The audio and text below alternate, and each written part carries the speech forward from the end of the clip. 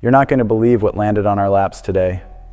And I'm telling you right now, if you've been waiting for that, okay, this is real moment from this Patriots season, it's starting to feel like it's here. So do me a favor, hit the like button, subscribe, and tell me in the comments before we even get into to-do, are you more worried about getting the AFC East locked up, or are you thinking bigger, like January football and a legit playoff run? Because the first domino is about health, and not the fake kind of limited participation fluff. Mike Vrabel went on WEEI and got asked straight up where things stand with Will Campbell and Milton Williams. Vrabel answered in that blunt coach speak that usually means there's something important underneath it. On Campbell? Door closed for now? Vrabel said Will won't be out there based on the rules. That's the key phrase. Campbell is on injured reserve, and he simply can't return until Week 18 against the Miami Dolphins. So if you were hoping for a surprise comeback right now, that's not happening. But then Vrabel pivoted, and that's where Patriots Nation should lean in. Milton Williams is eligible to come off injured reserve this week. Vrabel said they'll see if Milton can return to play, or at least return to practice, and that he's available to do that. That matters because Williams isn't just a body in the middle. Before the ankle injury, he was a difference maker on a defense that helped build that 9-2 run. 27 tackles, 7 tackles for loss, 8 quarterback hits, and 3.5 sacks. That's the kind of interior presence that changes protections, changes run fits, and makes quarterbacks speed up their clock even when you're not blitzing. And the timing is everything. New England has already clinched a playoff spot, but the mission hasn't changed: win the division. The AFC East has been Buffalo's world for years, and the Patriots have a real chance to take it back for the first time since 2019. Getting a high-impact defensive tackle back right now is like getting a playoff-caliber reinforcement before the playoffs even start. The only question is the one that's going to split the fan base. Do you activate him right away against the Jets to try to clinch the AFC East as fast as possible? Or do you play it safer, hold him, and protect the bigger picture? Now here's where it gets even crazier, because the Patriots just proved they can survive chaos in real time. They went into Sunday night in Baltimore already without Milton Williams. Then, during the game, they lost Khyiris Tonga, foot, and Joshua Farmer, hamstring. That's not just next man up, that's we're running out of men, especially against a Ravens rushing attack you have to respect. So Vrabel starts improvising, and the answer comes from the edge. Anfernee Jennings. Yes, that Anfernee Jennings. The guy you think of as an edge defender gets bumped inside to play defensive tackle. That is not normal. That is not comfortable. That is pure survival mode. Vrabel praised Jennings after the comeback win, and you could hear the appreciation in it. He basically said, "We lost a lot of defensive linemen, and to have a guy like Jennings go in there and play defensive line and help out, he gives him a lot of credit." And Jennings didn't act like it was some heroic thing. He said it was next man up, that they work their tails off in practice, and that wherever they put him, that's his job. That's Patriot Way language in its purest form. Do what the team needs. No excuses, no complaining. Just execute. Strategically, it's a big deal. In Vrabel's system this year, Jennings has been playing behind starters Harold Landry and K'Lavon Chaisson on the edge, with rookie Elijah Ponder providing depth. But against Baltimore, it wasn't about living off edge pressure. It was about surviving the middle, eating blocks, keeping leverage, and making sure Derrick Henry doesn't turn the fourth quarter into a horror movie. And Jennings didn't just survive. He made a momentum play, notching his second sack of the season when he dropped Ravens quarterback Tyler Huntley at 12:08 of the third quarter, setting up a 3rd and 18 situation that led to a punt. Those are the little swings that win games. It's not always a 60-yard bomb. Sometimes it's one out-of-position snap that flips the field and changes the mood on the sideline. And that brings us to the headline that sounds simple but hits different when you feel it. The Patriots clinched their spot in the playoffs with that 28-24 comeback victory over the Ravens.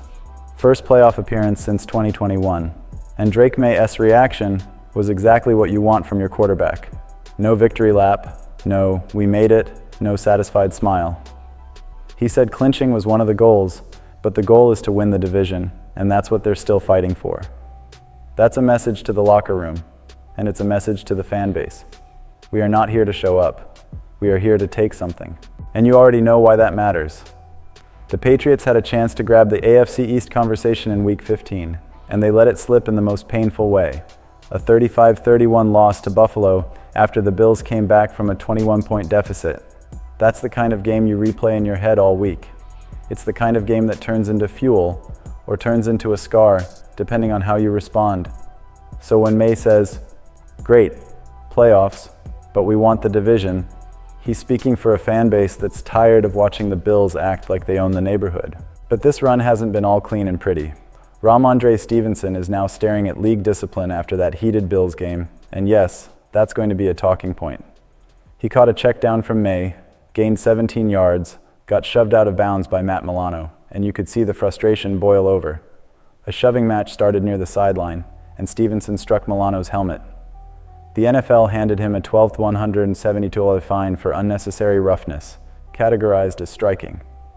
Stevenson is allowed to appeal it, and the appeals process runs through jointly appointed officers, former players like Derek Brooks, Ramon Foster, or Jordy Nelson. And for anyone wondering where that money goes, the fines are donated to the Professional Athletes Foundation and the NFL Foundation, which support retired players and youth football. Now here's the tension point.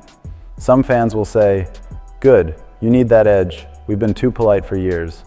Other fans will say, "That's undisciplined, and undisciplined gets you bounced in January." And both sides have a point, because physical football is part of who this team wants to be. But emotional penalties at the wrong moment can ruin a playoff game in one snap. So I want to know where you stand. Do you want Stevenson playing on that line, or do you need him to cool it down? Vrabel, for his part, kept coming back to one word after Baltimore: resilient. He talked about effort showing up on film, about the play never being over, about chasing the football, about finishing longer than the guy with the ball.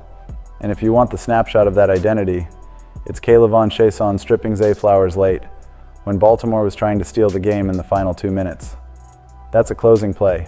That's the type of moment that turns a good team into a scary team, because it shows you can win ugly, you can win tired. You can win when the plan falls apart and you have to invent a new one on the fly. Now, if all of this already feels like a season that blew past expectations, wait until you hear what ESPN's Football Power Index simulations spit out. Before the year, most predictions had New England doubling last year's win total, and maybe, in a best-case scenario, sneaking into a wildcard spot.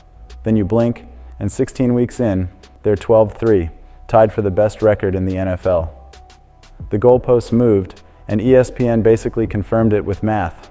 They ran 10,000 simulations of the final 3 weeks and wrote about one specific outcome, their 5,002nd projection. And in that scenario, the Patriots remain the number 2 seed and make the Super Bowl.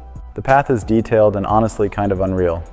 ESPN's projection had New England losing to the Ravens, which we know didn't happen, then beating their divisional opponents over the final 2 weeks to finish 13-4. Because the Pats already got that win in Baltimore, that same win-out finish could actually become 14-3 in real life if they handle business. In the projection, they're tied with Buffalo, but New England wins the division on tiebreakers and holds the number 2 seed. Then comes the bracket chaos. They draw the number 7 Chargers in round 1 and win 27. After that, they face the Steelers, who, in that scenario, eliminated Buffalo, and the Patriots win a shootout 39-30 to punch a ticket to the AFC Championship. And the AFC title game isn't at Gillette, it's in Denver against the number 1 seeded Broncos. People would call that intimidating, but the projection leans into the Patriots being undefeated on the road and turns it into a defensive fistfight. Patriots win 10-7. Super Bowl LX becomes New England versus the Los Angeles Rams, another rematch in a rivalry that has already lived in Super Bowl history. And yes, the projection ends with heartbreak. A late 4th down sack by Jared Verse, and the Patriots lose 24-20 in the final seconds. Is that the ending anyone wants? No. But step back for 1 second. From back-to-back 4-13 seasons to a Super Bowl trip in Drake May's 2nd year and Mike Vrabel's 1st, that's the kind of leap nobody dared to seriously predict. Whether you buy the simulation or not, it says something real. The league is starting to treat New England like a problem. So I'll ask you again, and I want the comments to be loud. If Milton Williams is cleared this week, do you bring him back immediately to help clinch the AFC East against the Jets, or do you hold him for the bigger picture? And on the Stevenson fine, are you worried about the team losing its cool in a playoff-type game, or do you think that edge is part of why they've been so tough? Hit like, subscribe, and join us every day, because this season is moving fast, and the Patriots aren't done making people look stupid.